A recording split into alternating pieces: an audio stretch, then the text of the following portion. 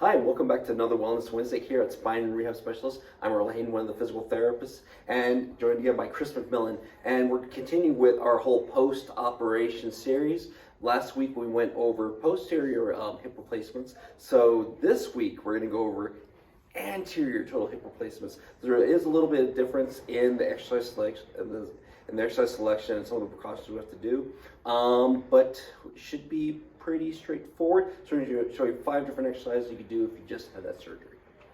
All right, so now the biggest difference between the anterior and posterior hip replacement are some of the precautions. So with the posterior hip, we couldn't really do a lot of forward bending the knee up, or bringing the leg across the body. We don't really have to worry so much about that. It's the exact opposite for the anterior knee, anterior hip replacement. So for those ones, we're not reaching too far back, we're not going too far out to the side, and we're not rotating the leg out.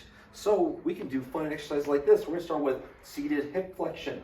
All right, so Chris is going to lift up one knee, okay? And right now we're not using any resistance, and then we can go ahead and lower that down.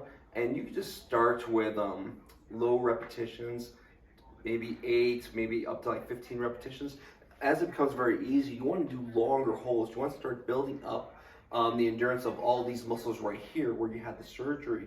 And if this gets too easy, you can definitely do this with a resistance band, or maybe put like a little ankle weight here on the thigh. It's just something to add some load and really start developing that strength. You can also do this exercise in standing, okay? So you can make it a balance exercise where we're just lifting up one leg, okay? And just standing there for a few seconds, okay? Or if you need some more support, you can do this by a table or by the bars that we have here. And this can be done maybe like in the kitchen, all right? And just lifting up the knee, make sure we have good posture. Biggest thing we want to do is we're not leaning backwards with this, okay? We're keeping everything straight up, just focusing on using these hip muscles here.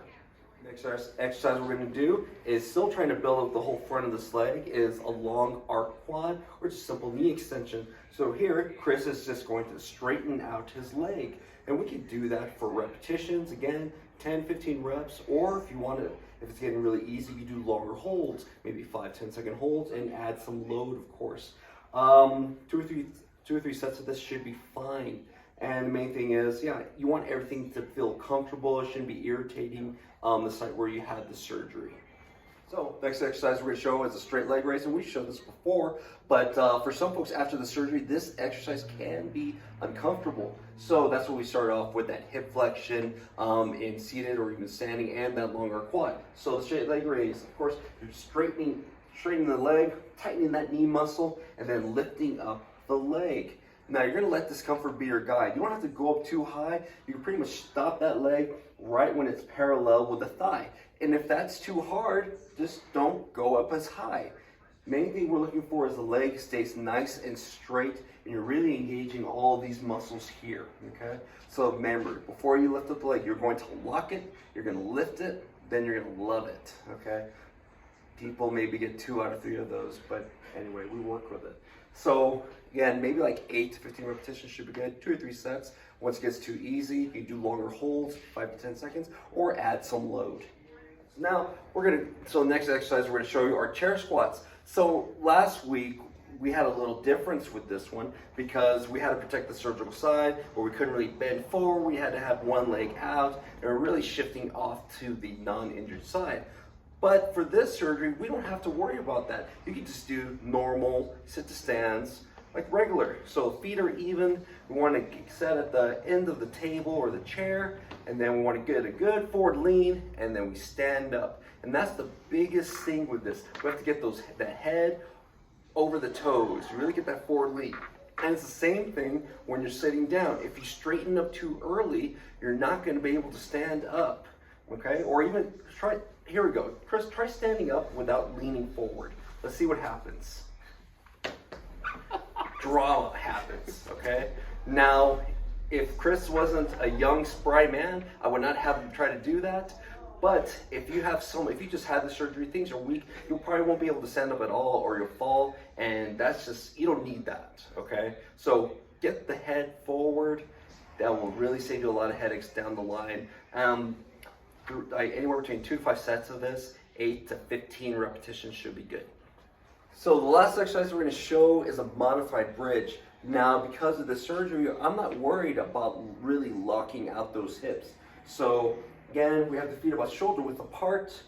You want to put more of the pressure on the heels, actually. And you're going to clench those glutes, get a good squeeze, and then lift up the hips. And now we're not going to full lockout. We want to make sure we're not hyperextending through that. So we don't want to go all the way up. We just want to go maybe about halfway, just enough to feel the tension on the glutes, maybe feel the hamstrings working a bit. And we can hold that position for anywhere between 2 to 10 seconds, depending on how strong you are. It doesn't take a lot for this. For some folks, it can be very tiring. So I would say anywhere between maybe like 4 sets of 5 repetitions, if this is really challenging for you, working your way up to anywhere between 3 to 4 sets of 10 to 15 repetitions. All right. And those are 5 different exercises you can do if you've just had an anterior hip replacement.